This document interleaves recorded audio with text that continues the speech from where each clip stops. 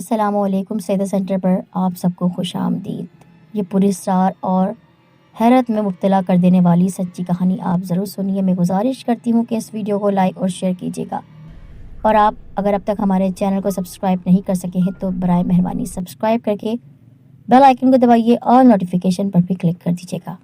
مجھے بچپن سے کچھ غیر معمولی واقعات پیش آنے لگے، یعنی کچھ عجیب و غریب واقعات میرے ساتھ پیش آنے لگے۔ مثلاً کھیلتے کھیلتے کوئی ایسی چیز دیکھ لیتی جو میرے ساتھ کھیلنے والے بچوں کو نظر نہ آتی، کبھی دیکھ کر بھی توجہ نہ کرتی، نظر انداز کر دیتی، مگر کبھی چونک جاتی اور ڈر بھی جاتی تھی، تبھی رونے لگتی۔ رونے کی آواز پر والدہ دوڑی ہوئی آتی۔ میری آواز ایسی نہ ہوتی جیسی عام حالات میں بچوں کے رونے کی ہوتی ہے، بلکہ اس میں کچھ شدت اور خوف بھی شامل ہوتا، جیسے بچے کسی خوفناک مخلوق کو دیکھ لیں تو چیخنے لگتے ہیں۔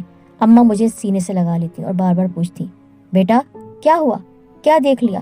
پھر وہ دادی کو پکار کر کہتی، اماں جی اس نے پھر کچھ دیکھ لیا ہے، اس کی خوف سے آنکھیں باہر آ رہی ہیں، بہو کتنی بار کہا ہے اسے اکیلے باہر نہ چھوڑا کرو، یہ شام کو درختوں تلے جا بیٹھتی ہے۔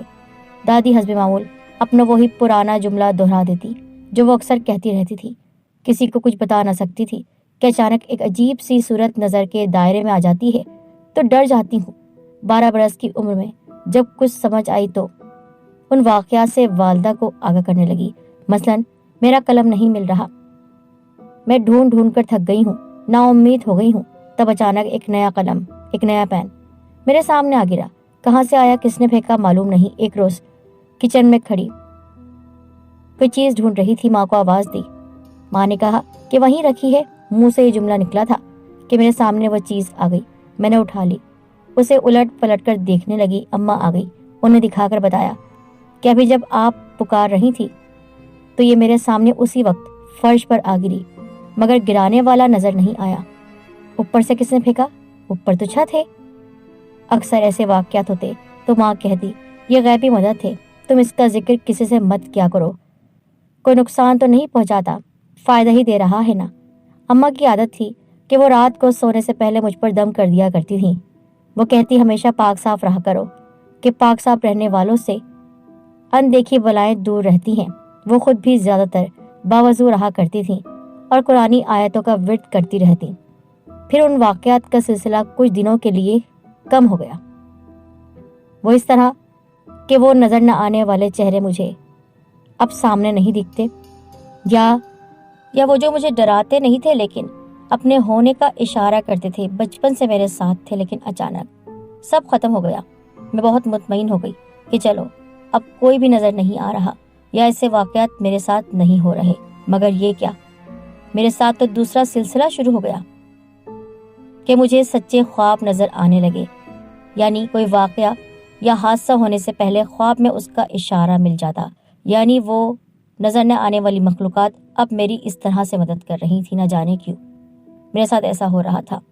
میں پہلے ہی ذہنی کوفت میں مبتلا تھی، لیکن اس وقت تو خود کو میں قابو کر لیا کرتی تھی، پر اب یہ بعض خواب ایسے ہوتے کہ ذہن پر نقش ہو جاتے، جنہیں میں ایک لمحے کو بھلا نہیں پاتی۔ مثلاً ایک دن سوئی تو کیا دیکھتی ہوں کہ دادی ہوائی جہاز پر سوار ہو گئی ہیں اور عمرہ کرنے جا رہی ہیں۔ جہاز پھر واپس آ گیا تو اس میں دادی نہیں تھی۔ میں ایئرپورٹ پر امی ابو کے ہمراہ انہیں لینے گئی تھی۔ مسافروں سے پوچھ رہی تھی کہ میری دادی کیوں نہیں آئی، تو ان میں سے ایک مسافر کہنے لگا وہ کیسے آ سکتی ہیں، وہ تو وہاں مر گئی ہیں۔ پھر ہم آگے بڑھتے ہیں مگر دادی کہیں نظر نہیں آتی۔ میں دیکھتی ہوں لوگ جہاز سے تابوت اتار رہے ہیں، ابو کہتے ہیں لو وہ آ گئی، وہ تابوت کی طرف اشارہ کرتے ہیں۔ اسی وقت میری آنکھ کھل جاتی ہے۔ آنکھ کھلی تو دل پر ہاتھ رکھ لیا کہ وہ زور زور سے دھڑک رہا تھا۔ میں اٹھ بیٹھی، دل اداس ہو گیا۔ امی کے پاس کچن میں جا کھڑی ہوئی، انہوں نے پوچھا کیا بات ہے بیٹا، کیا پھر سے کسی نے تنگ کیا ہے؟ نہیں امی، تنگ تو نہیں کیا، لیکن وہی خواب جو مجھے نظر آ رہے ہیں۔ پہلے ہی سخت پریشان تھی، اب یہ خواب۔ امی اب ایک ایسا خواب دیکھا ہے کہ دل اداس ہو گیا ہے۔ بیٹی خیر ہوگی انشاءاللہ۔ خواب میں افسردہ ہونے سے خوشی ملتی ہے، انہوں نے تسلی دی، مگر مجھے ان کی تسلی سے سکون نہ ملا۔ چند روز بعد والد صاحب کے پاس تایا ابو آئے، بولے میں عمرے پر جا رہا ہوں، اماں جان کو ساتھ لے جانے کا ارادہ ہے۔ بہت خوشی کی بات ہے بھائی صاحب، اللہ نے یہ سعادت آپ کو دی ہے، ماں کو عمرہ کرا رہے ہیں، ان کا پاسپورٹ بنوانا ہے، آج انہیں ساتھ لے کر جاؤں گا۔ تایا دادی کو ہمراہ لے گئے اور میرا دل ڈوب گیا۔ جیسے وہ عمرہ کرنے جا رہی ہیں، میری آنکھوں سے آنسو بہ رہے تھے۔ ظاہر سی بات ہے، جو خواب میں نے دیکھا تھا وہ مجھے لگ رہا تھا حقیقی ہونے والا ہے، لیکن کس کو یقین آتا میری بات پر؟ اور جو ہونا ہوتا ہے وہ تو ہو کر رہتا ہے، ہم انسان تو بے بس ہیں۔ دادی جب ہم سے رخصت ہو رہی تھی تو وہ بہت مطمئن تھی، بہت خوش تھی، بہت پرسکون تھی۔ میں ان کے گلے مل کر بہت روئی۔ مجھے معاف کر دیجیے گا دادی، میں نے کبھی آپ سے گستاخی کی ہو، آپ کو ستایا ہو جانے انجانے میں۔ وہ بولی، کیسی باتیں کر رہی ہو بیٹی؟ معافی کیسی؟ تم نے کبھی مجھے ستایا ہی نہیں، ہمیشہ ادب کیا ہے میرا۔ انشاءاللہ جلدی لوٹ کر آؤں گی۔ یہ رونا دھونا بند کرو، خوشی سے اللہ حافظ کہو۔ میں ان کے ہاتھ چومنے لگی اور پھر بلک بلک کر رونے لگی، جیسے میری یہ ان سے آخری ملاقات ہو۔ وہ چلی گئیں۔ میرے دل میں کانٹا چبھا ہوا تھا کہ ایسا خواب کیوں آیا جس کی تعبیر کسی سے پوچھنے کی حاجت ہی نہیں۔ یہ تو ان خوابوں میں سے ایک تھا کہ جسے دیکھتے ہی فوراً اس کی تعبیر ہی سمجھ میں آ جاتی تھی۔ اللہ سے دعا گو تھی کہ میری دادی صحیح سلامت عمرہ کر کے واپس لوٹ آئیں۔ انہوں نے عمرہ کر لیا۔ جس روز واپس آنا تھا وہاں ان کی طبیعت بگڑ گئی۔ تایا ابو ڈاکٹر کے پاس لے جا رہے تھے کہ راستے میں دم نکل گیا، اور پھر وہی منظر سامنے آ گیا جو خواب میں دیکھا تھا۔ میرے والدین اور بھائی میت ریسیو کرنے ایئرپورٹ پر گئے، مگر جیتی جاگتی دادی کو نہیں۔ ان کا تابوت لے کر آئے۔ میرے منہ سے نکل گئی، اے کاش مجھے ایسے خواب نہ آتے کہ جن کی تعبیر کے خوف سے دل دھڑکنے لگتا تھا۔ پھر اس حادثے کے بعد مجھے ایسا لگا میرے گھر میں کچھ چہل پہل ہو گئی ہے۔ کچھ ایسی مخلوقات جو میری نظروں سے اوجھل ہو چکی تھی اب وہ سائے کی صورت میں میرے پاس آتی ہیں۔ ان میں ایک سفید لباس پہنے بزرگ بھی ہوتے تھے جن کے چہرے پر بہت نورانیت تھی، بہت پرنور چہرہ۔ وہ میرے پاس آ کر کہتے، بیٹی اللہ تعالیٰ کسی کسی کو چنتا ہے ایسے کاموں کے لیے۔ تمہیں جو کچھ نظر آتا ہے وہ سچ ہوتا ہے، لیکن اس بات کا ذکر کسی سے کرنا نہیں، بلکہ اپنے اس خواب کو تم فائدے کے لیے استعمال کرنا، مخلوق کو فائدہ دینا۔ لیکن میری بات پر کون عمل کرے گا؟ میں نے پوچھا بابا سے۔ کوئی عمل کرے نہ کرے، لیکن تم جو کہو گی وہ ہوگا۔ یہ تم پر خاص عنایت ہے۔ لیکن یہ سب کیوں ہو رہا ہے؟ دراصل بچپن میں تم نے ایک بلی کی جان بچائی تھی۔ جی ہاں، مجھے یاد ہے۔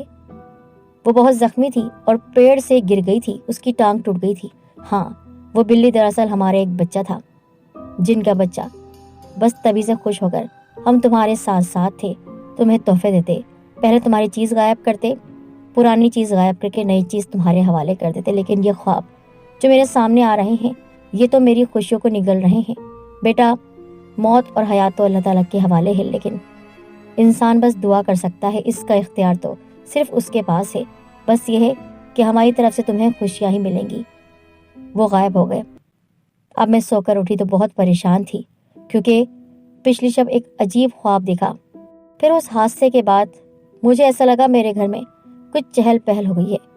کچھ ایسی مخلوقات جو میری نظروں سے اوجھل ہو چکی تھی اب وہ سائے کی صورت میں میرے پاس آتی ہیں۔ ان میں ایک سفید لباس پہنے بزرگ بھی ہوتے تھے جن کے چہرے پر بہت نورانیت تھی، بہت پرنور چہرہ۔ وہ میرے پاس آ کر کہتے، بیٹی اللہ تعالیٰ کسی کسی کو چنتا ہے ایسے کاموں کے لیے۔ تمہیں جو کچھ نظر آتا ہے وہ سچ ہوتا ہے، لیکن اس بات کا ذکر کسی سے کرنا نہیں، بلکہ اپنے اس خواب کو تم فائدے کے لیے استعمال کرنا، مخلوق کو فائدہ دینا۔ لیکن میری بات پر کون عمل کرے گا؟ میں نے پوچھا بابا سے۔ کوئی عمل کرے نہ کرے، لیکن تم جو کہو گی وہ ہوگا۔ یہ تم پر خاص عنایت ہے۔ لیکن یہ سب کیوں ہو رہا ہے؟ دراصل بچپن میں تم نے ایک بلی کی جان بچائی تھی۔ جی ہاں، مجھے یاد ہے۔ وہ بہت زخمی تھی اور پیڑ سے گر گئی تھی، اس کی ٹانگ ٹوٹ گئی تھی۔ ہاں، وہ بلی دراصل ہمارے ایک بچہ تھا، جن کا بچہ۔ بس تبھی سے خوش ہو کر ہم تمہارے ساتھ ساتھ تھے، تمہیں تحفے دیتے، پہلے تمہاری چیز غائب کرتے، پرانی چیز غائب کر کے نئی چیز تمہارے حوالے کر دیتے۔ لیکن یہ خواب جو میرے سامنے آ رہے ہیں یہ تو میری خوشیوں کو نگل رہے ہیں۔ بیٹا، موت اور حیات تو اللہ تعالیٰ کے حوالے ہے، لیکن انسان بس دعا کر سکتا ہے، اس کا اختیار تو صرف اس کے پاس ہے۔ بس یہ ہے کہ ہماری طرف سے تمہیں خوشیاں ہی ملیں گی۔ وہ غائب ہو گئے۔ اب میں سو کر اٹھی تو بہت پریشان تھی، کیونکہ پچھلی شب ایک عجیب خواب دیکھا۔ جیسے کہ ان بزرگ نے کہا تھا کہ برے خواب آئے تو اس پر استغفار پڑھنا، ان کا تم کچھ نہیں کر سکتی ہو، لیکن اچھے خواب آئے تو مخلوق خدا کی مدد کرنا، یہ ضرور ہوگا کہ تمہاری وجہ سے کوئی قاتل پکڑا جائے گا۔ قاتل پکڑا جائے گا؟ میں ابھی اپنے آپ سے سوال کر رہی تھی کہ وہ غائب ہو گئے۔ اب جب میں اٹھی تو میں نے ایک عجیب خواب دیکھا تھا۔ میرے چچا کا بیٹا نہال گم ہو گیا تھا۔ وہ 12 سال کا تھا اور 7ویں میں پڑھتا تھا۔ میں خواب میں دیکھ رہی تھی کہ سب لوگ نہال کو ڈھونڈ رہے ہیں اور وہ نہیں مل رہا۔ میں بھی ڈھونڈ رہی ہوں۔ اسے تلاش کرتے کرتے نہر پر جا پہنچی۔ کیا دیکھا کہ اس نے ہلکے نیلے رنگ کی قمیض اور سفید شلوار پہنی ہوئی ہے، پاؤں میں چپل ہے اور وہ اپنے دوستوں کے ہمراہ دریا کنارے کھڑا ہے۔ اچانک سبھی دریا میں چھلانگ لگا دیتے ہیں۔ اس کا ایک دوست آواز دیتا ہے، نہال تم بھی آ جاؤ، ہمارے ساتھ نہاؤ۔ وہ کہتا ہے، کیسے آؤں؟ مجھے تیرنا نہیں آتا، میں ڈوب جاؤں گا۔ دوست کہتے ہیں، یار آ جاؤ نا، نہر گہری نہیں ہے، پھر پانی سے کیا ڈرنا۔ وہ چھلانگ لگانے پر راضی نہیں ہوتا۔ تبھی ایک دوست پانی سے نکلتا ہے اور اسے کنارے سے گھسیٹ کر نہر میں لے جاتا ہے۔ وہ ڈبکیاں کھانے لگتا ہے۔ دوست جو اس وقت شرارت کر رہے ہوتے ہیں لیکن اسے ڈوبتا ہوا دیکھ کر پریشان ہو جاتے ہیں، وہ باہر نکلتے ہیں، دوڑتے ہوئے نہر سے دور چلے جاتے ہیں، جبکہ میں نہر کے کنارے کھڑی نہال کو پکارتی رہی، روتی رہ جاتی ہوں۔ آنکھ کھلی تو میری آنکھوں سے آنسو بہ رہے تھے۔ میں ہچکیوں سے رو رہی تھی، گھبرا کر اٹھ بیٹھی، دوبارہ نہ سو سکی یہاں تک کہ صبح کی اذان ہو گئی۔ میں نے وضو کیا، نماز پڑھی اور اپنے بھائی کے لیے خیر کی دعا کی۔ صبح ہو چکی تھی، امی کچن میں ناشتہ بنا رہی تھی۔ میرا دل بہت پریشان ہو رہا تھا۔ سوچا امی کو خواب سنا دوں تاکہ دل کا بوجھ کم ہو، لیکن وہ بہت مصروف نظر آ رہی تھی کیونکہ والد صاحب کو آفس جانا تھا اور وہ وقت پر ناشتہ کرتے تھے۔ دوپہر کو والدہ چاچا کے گھر جانے لگی تو میں نے اصرار کیا کہ ساتھ چلوں گی۔ بولی، تم گھر پر رہو، کھانا وغیرہ بنا لینا، مگر میں نہ مانی، مجبوراً مجھے بھی وہ اپنے ہمراہ لے گئی۔ چاچا کے گھر پہنچے، نہال کہیں جانے کے لیے تیار ہو رہا تھا۔ یہ دیکھ کر میں حیرت میں ڈوب گئی کہ اس نے ہلکے نیلے رنگ کی قمیض اور سفید شلوار پہن رکھی تھی۔ کنگا کر کے وہ باہر جانے لگا تو میں نے پوچھا، نہال کہاں جا رہے ہو؟ وہ کہنے لگا، ہر بات کا بتانا ضروری نہیں ہے۔ اتنے میں چاچی کی نظر اس پر پڑی، انہوں نے بھی یہی سوال کیا، بیٹے کہیں جا رہے ہو؟ تمہاری تائی آئی ہیں، ان سے نہیں ملو گے؟ کہیں نہیں جا رہا امی جان، یہی ہوں۔ اس نے ماں سے جھوٹ بول دیا۔ جو ہی چاچی کچن میں گئی وہ پھرتی سے گھر سے باہر نکلا، کہیں کوئی اسے روک نہ لے۔ جاتے ہوئے اس نے کسی کو نہیں بتایا کہ دوستوں کے ہمراہ نہر پر جا رہا ہے، کیونکہ چاچا اور چاچی اسے نہر پر جانے سے روکتے تھے۔ میں نے چاہا کہ چاچا سے کہوں، نہال جہاں بھی گیا ہے اس کے پیچھے جائیے، اسے پکڑ کر واپس لائیے، اسے آج کہیں نہیں جانے دیں ورنہ وہ پھر لوٹ کر نہیں آ سکے گا۔ لیکن میں ایسا نہیں کر سکی کیونکہ وہ میری بات پر یقین نہیں کرتے اور کہتے، تم برا کہہ رہی ہو، اگر خدا نخواستہ اسے کچھ ہو جاتا تو وہ الٹا مجھ پر ہی بدشگونی کا الزام لگا دیتے۔ یقین کریں اس وقت میرا دل رو رہا تھا، دعا کر رہی تھی، اللہ کرے میرا خواب جھوٹا ہو اور نہال نہر کی طرف نہ گیا ہو، اللہ اس کی عمر دراز کرے۔ جتنی دیر میں وہاں رہی بے چینی میں مبتلا رہی، میرا بس نہ چلتا تھا کہ اڑ کر ادھر چلی جاؤں جس طرح وہ گیا تھا اور بازو سے پکڑ کر واپس گھر لے آؤں۔ ہم شام کی چائے پینے کے بعد گھر لوٹ آئے۔ رات بھر بے چینی رہی، نیند نہیں آ رہی تھی۔ رات کے 12 بجے دروازہ بجا۔ چاچا آئے تھے، والد نے دروازہ کھولا، پوچھا، خیریت تو ہے؟ اتنی رات گئے کیوں کر آنا ہوا؟ معلوم کرنے آیا ہوں کہ نہال آپ کی طرف تو نہیں آیا۔ نہیں تو کیا بات ہے؟ وہ شام سے کہیں بغیر بتائے چلا گیا ہے اور ابھی تک گھر نہیں لوٹا ہے۔ سب جگہ دیکھ لیا ہے، اس کے دوستوں سے بھی پتہ کیا ہے، کوئی اس کے بارے میں کچھ نہیں بتا رہا۔ چاچا آپ ان کے دوستوں سے پوچھئے، نہر پر تو نہیں گئے تھے؟ ایسا تم کیوں کہہ رہی ہو؟ بیٹی نہر پر جانے کی تو میں نے سختی سے اس کو ممانعت کر رکھی ہے، یعنی منع کیا ہوا ہے۔ 1 سال پہلے ایک بار گیا تھا تو میں نے اس کی خوب پٹائی کی تھی، اس کے بعد نہیں گیا۔ انہوں نے یقین سے کہا تو میں چپ ہو گئی، بھلا بغیر کسی ثبوت کے کیوں کر میں کچھ کہتی، محض خواب دیکھنے کی بنا پر اتنی بڑی بات کہنے کا مجھ میں حوصلہ نہ تھا، اور کیا وہ یقین کرتے؟ خیر نہال کو ڈھونڈتے ڈھونڈتے صبح ہو گئی، وہ گھر آیا نہ اس کا کوئی پتہ ملا۔ دوستوں سے دوبارہ جا کر معلوم کیا گیا، مگر انہوں نے لا علمی کا ڈرامہ کیا کیونکہ وہ ڈر گئے تھے اگر یہ بتا دیتے کہ ہمارے ساتھ نہر پر گیا تھا اور ڈوب گیا ہے تو چاچا ان کی گردن پکڑ لیتے کہ تم کیوں اسے لے کر گئے، تم لوگوں نے ہی اسے مار دیا ہے، میرے بیٹے کو ختم کر دیا ہے۔ ہر کوئی اپنی گردن بچانے کی وجہ سے چپ تھا۔ تلاش کر کر کے چاچا کی بری حالت ہو گئی تھی۔ تیسرے روز بھی کوئی سراغ نہ ملا۔ ابو نڈھال سے گھر لوٹے تو میں نے کہا، ابو آپ نہر پر جائیں، شاید نہال کا کوئی پتہ مل جائے، کیونکہ جس وقت وہ گھر سے جا رہا تھا میں نے پوچھا تھا کہاں جا رہے ہو، اس نے کہا تھا کہ دوستوں کے ساتھ نہر پر جا رہا ہوں۔ میں نے اپنی طرف سے جھوٹ بول دیا۔ میرے کہنے پر والد نے بتایا کہ وہ نہر پر بھی جا چکے ہیں مگر کوئی سراغ نہیں ملا۔ اگر نہر میں نہانے کو اترتا تو کسی کو اس کے جوتے وغیرہ کنارے پر ملتے۔ اسے تیرنا نہیں آتا تھا، وہ بھلا کیوں پانی میں اترے گا؟ سوچنے کی بات ہے، کوئی اسے دھکا بھی تو دے سکتا ہے۔ ابو، دوست نما دشمن بھی تو ہوتے ہیں جو کسی بات کی خار دل میں رکھتے ہیں، یعنی دشمنی کی وجہ سے، اور بدلہ لینے کے لیے ایسے حربے اپنا لیتے ہیں یا شرارت بھی کر سکتے ہیں۔ یہ سن کر والد صاحب سوچ میں پڑ گئے۔ ابھی اس بات کو 1 گھنٹہ گزرا تھا کہ چاچا آ گئے۔ وہ زاروں قطار رو رہے تھے، بالکل بچوں کی طرح پھوٹ پھوٹ کر رو رہے تھے۔ کہا کہ نہال کا سراغ مل گیا ہے۔ نہر کے بہاؤ کے ساتھ اس کی لاش بہت آگے چلی گئی تھی، آگے جا کر ایک جگہ جھاڑیوں میں اٹک گئی۔ تقریباً 5 میل دور دیہاتیوں نے جھاڑی میں کپڑے اٹکے دیکھے تو انہوں نے نہر میں اتر کر پتہ لگایا لاش کافی پھول چکی ہے۔ چاچا کی حالت غیر تھی۔ والد ان کے ساتھ چلے گئے اور میں نے پھر سے دل میں کہا کاش میں ایسا خواب نہ دیکھتی۔ اگر دیکھا تھا تو نہال کی امی سے التجا کرتی کہ اسے آج گھر سے باہر جانے نہ دیں۔ خواب کے بارے میں نہیں بتا سکتی تھی کہ میری ایسی باتوں کو لوگ سنجیدگی سے نہ لیتے بلکہ رشتہ دار مذاق اڑانے لگتے۔ اب لوگوں کو شاید یقین نہ آئے، لیکن مجھے پاگل یا کن ذہن سمجھ رہے ہوں، مگر یہ سچ ہے۔ ایسے بہت سے خواب میں نے 12 سال کی عمر کے بعد دیکھے جن کی تعبیر بھی میرے سامنے ہوئی، لیکن جب بھی خواب کسی کو سنانے کی کوشش کی سب نے میرا مذاق اڑایا۔ وہی بزرگ میرے خواب میں ہر بار آئے۔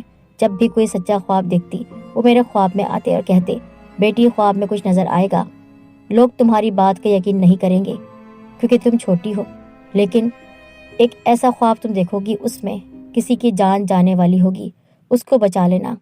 لیکن میں کچھ نہیں کر سکتی ہوں، میرا بھائی بھی کھو چکا ہے، میری دادی بھی اس دنیا سے چلے گئی، اس کے بعد بھی بہت سارے ایسے واقعات ہوئے۔ بابا یہ کیوں ہو رہا ہے میرے ساتھ؟ یہ کون سا تحفہ ہے؟ یہ تو عذاب ہے میرے لیے۔ کیا فائدہ ایسے خوابوں کا کہ جس کی وجہ سے میری زندگی عذاب ہو گئی ہے؟ بابا کچھ کیجئے کہ خواب میری زندگی سے ہٹ جائیں، میں ایسا خواب نہیں دیکھنا چاہتی۔ انسان کو اللہ تعالیٰ نے ایسا ہی بنایا ہوا ہے، اسے نہیں معلوم کیا ہونے والا ہے، اور اچھی بات ہے اسے نہیں معلوم۔ اگر معلوم ہو جائے تو کسی کا جینا دوبھر ہو جائے۔ ان خوابوں نے میری زندگی کو جہنم بنا کر رکھ دیا ہے، میں کسی سے کچھ نہیں کہہ سکتی، کچھ کیجئے۔ وہ بزرگ جا چکے تھے، نہ جانے کیوں ان جنات نے مجھے سچے خواب کا ایک تحفہ دیا تھا۔ تحفہ نہ تھا، میرے لیے ایک بہت بڑا عذاب تھا۔ ایک رات میں نے خواب دیکھا کہ انہوں نے، پھر اس کے بعد میری شادی ہو گئی۔ 17 سال کی عمر کے بعد ہی میری شادی ہوئی تھی۔ میں اپنے گھر میں جا بسی۔ شادی کے بعد بھی وقفے سے سلسلہ جاری رہا۔ وہ بزرگ جو جن تھے وہ میرے خواب میں آتے رہے۔ میں ان سے بار بار کہتی رہی ختم کروا دیجیے سلسلہ، لیکن وہ کہتے ایک وقت آئے گا جب سب کچھ ختم ہو جائے گا۔ پھر ایک رات میں نے خواب دیکھا کہ بہرام کو بے دردی سے مار دیا گیا ہے۔ کس نے مارا یہ بعد میں مجھے پتہ چلا۔ لاش کو جھاڑیوں میں پھینک دیا۔ وہ 3 نوجوان تھے ہٹے کٹے، جبکہ بہرام 14 برس کا ایک نازک سا خوبصورت لڑکا تھا۔ آنکھ کھلی تو بدن تھر تھر کانپ رہا تھا۔ شوہر کو جگایا، وہ سمجھے میں خواب میں ڈر گئی ہوں۔ یقیناً ڈر گئی تھی کیونکہ قاتلوں نے لڑکے کی لاش جھاڑیوں میں پھینک دی تھی اور فرار ہو گئے تھے۔ خواب سن کر شوہر نے کہا تم بہکی بہکی باتیں کر رہی ہو، ڈراؤنا خواب دیکھا ہے۔ انسان کبھی کبھی کسی نفسیاتی دباؤ کے سبب ڈراؤنے خواب دیکھتا ہے، اس خواب کو خواب سمجھ کر بھلا دو اور سو جاؤ۔ یہ کہہ کر وہ سو گئے۔ میں جاگتی رہی۔ صبح دل غم سے پھٹا جاتا تھا۔ جب غم سہا نہ گیا تو ساس سے کہا ایسا خواب دیکھا ہے، یہ بتائیے کہ قریب میں آپ کے علم میں کوئی ایسا لڑکا ہے جس کا نام بہرام ہو؟ وہ بولی بیٹی یہاں کوئی بہرام نام کا لڑکا نہیں رہتا، نہ کوئی ایسا واقعہ پہلے کبھی پیش آیا، تم خواب میں ڈر گئی ہو۔ ٹھیک 2 دن بعد میرے شوہر کے گاؤں سے چند کوس آگے دوسرے گاؤں سے ایک 14 سالہ لڑکا جس کو چند عیاش لوگ بہلا پھسلا کر ویرانے میں لے گئے۔ نہ جانے کیا واقعہ ہوا کہ پھر اسے مار ڈالا، جھاڑیوں میں پھینک دیا۔ یہ کیسا دردناک واقعہ تھا کہ اس کی گونج ہمارے گاؤں میں بھی سنائی دی۔ میری ساس کو جب پڑوسن نے آ کر بتایا تو وہ سکتے میں آ گئی۔ یہ سلسلہ چلتا رہا۔ اب خاندان میں ہو یا خاندان سے باہر گاؤں میں کوئی واقعہ یا حادثہ ہوتا مجھے خواب میں اشارہ مل جاتا۔ میں خوف سے تھر تھر کانپتی۔ ساس کے سوا کسی کو خواب نہ سناتی۔ وہ کہتی بیٹی کسی کو خواب مت سنانا ورنہ مصیبت میں تم پھنس جاؤ گی، دیکھ لو ایسا نہ ہو کبھی تم بے دھیانی میں خواب کسی کے سامنے بیان کر دو۔ میرے شوہر تو ان باتوں پر یقین کرتے ہی نہیں تھے۔ وہ تو اس بات پر یقین نہیں کرتے تھے کہ کوئی بزرگ میرے سامنے آتے ہیں اور وہ بچپن سے میرے ساتھ ہیں۔ لیکن وہ کہتے تم بلا وجہ ڈرتی ہو، وہمی ہو تم۔ شادی سے پہلے اماں بھی یہی کہا کرتی کہ جو بھی خواب دیکھو کسی کو مت بتانا ورنہ مصیبت میں پھنس جاؤ گی۔ شادی سے پہلے 2-3 بار ایک خواب دیکھا تھا کہ ایک نوجوان لڑکی جس نے اورنج کلر کا چمکدار ستاروں سے بھرا عروسی جوڑا پہنا ہوا ہے، یعنی دلہن کا جوڑا، اسے گھر میں کوئی ایک آدمی کلہاڑی کے وار کر کے مار رہا ہے۔ میں چونک کر اٹھ بیٹھتی تھی اور رونے لگتی تھی۔ یہ خواب دل میں ہی موجود رہا اور شادی ہو گئی۔ شادی کے 1 سال بعد ایک روز ساس نے کہا کہ میری بھانجی کی شادی ہوئی ہے، اس کی شادی میں ہم لوگ نہیں جا سکے، اب مولمہ کی دعوت کرنی ہے۔ وہ مولمہ تھی، اللہ تعالیٰ نے حسن کی دولت سے بھی نوازا ہوا تھا۔ جب میں نے اس کی تصویر دیکھی تو میں زرد پڑ گئی۔ وہ خواب کسی چشمدید واقعے کی طرح یاد آ گیا جس میں وہ لڑکی اورنج کلر کے غرارے میں نظر آ رہی تھی۔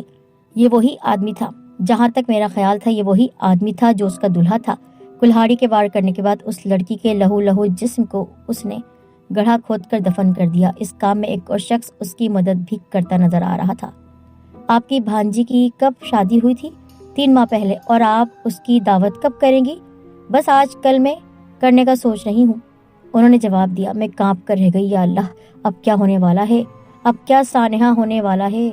جس روز دعوت تھی اس سے 1 دن پہلے اس لڑکی کے قتل ہو جانے کی اطلاع آ گئی۔ ساس روتی پیٹتی اپنے میکے کے گاؤں روانہ ہو گئی اور میں خوف سے نیم جان ان کی واپسی کی گھڑیاں گننے لگی۔ جب میری ساس اور شوہر واپس آئے تو پوچھا کہ اس بیچاری کو کیوں مارا اور کس نے، تو ساس نے روتے ہوئے بتایا کہ ابھی یہ پتہ نہیں چلا ہے۔ اس کا شوہر بھی بیچارہ بہت رنجیدہ ہے کیونکہ نئی ان کی شادی ہوئی ہے اور وہ مولمہ کو بہت چاہتا تھا۔ لاش بھی غائب ہے کیونکہ جس رات اس لڑکی کو مارا گیا اس کا دلہا دوسرے گاؤں اپنے چچاداد کی شادی میں گیا ہوا تھا۔ سبھی گھر والے گئے تھے، صرف بوڑھا سسر گھر میں موجود تھا۔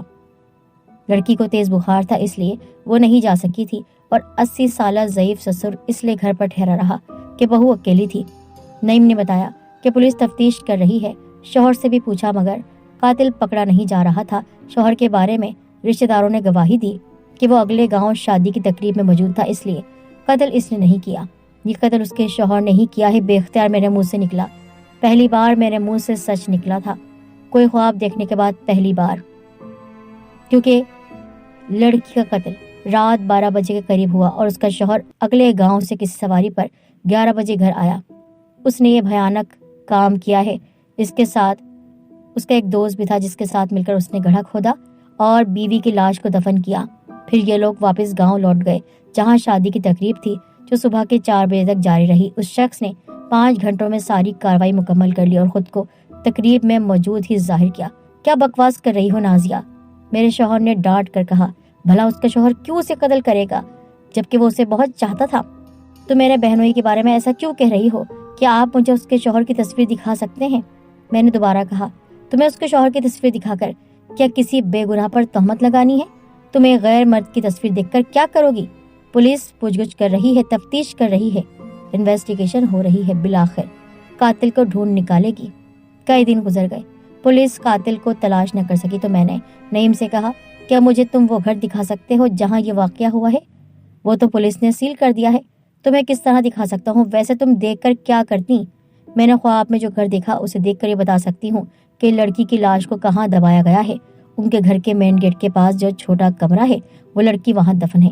میرے شوہر نے میری کہی ہوئی باتیں کسی کو نہ بتائیں مگر پولیس نے ان کی بہن کے شوہر سے بالآخر اگلوا لیا کہ بیوی کو اس نے مارا ہے اور اس کی لاش کے ٹکڑے چاقو سمیت چھوٹے کمرے میں گھر کے اندر دفن کیے ہیں۔ جو میں نے خواب دیکھا تھا وہ سچ تھا۔